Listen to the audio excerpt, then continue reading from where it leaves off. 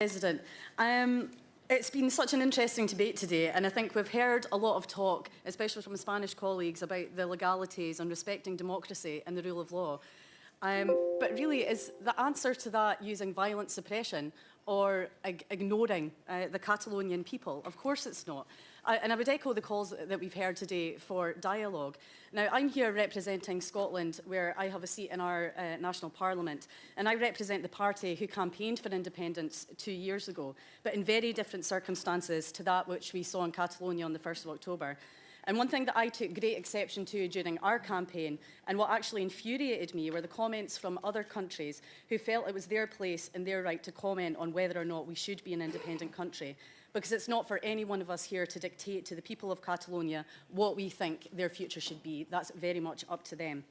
But it is our job and it's our responsibility to condemn the violence and brutality that we saw from Spain last week. And to be perfectly frank, the response from the EU institutions in that was very weak and very disappointing. We need to call that out, and they need to call that out. Using rubber bullets, tear gas, attacks on emergency services, on ordinary members of the public, has no place in Spain, and it doesn't have any place in Europe either. And it really flies in the face of everything we're up here to uphold: democracy, human and civil rights.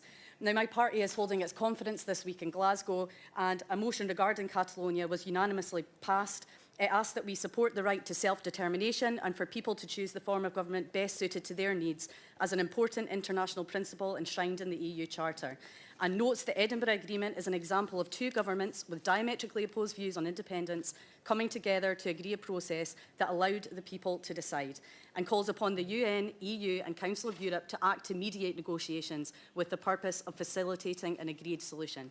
I'm proud to support that motion, and I support the right of the Catalonian people to democratically decide their future. My party supports that right, my country supports that right, and the Committee of the Regions should also support that right. Thank you. La parole est à Monsieur Vincenzo Bianco.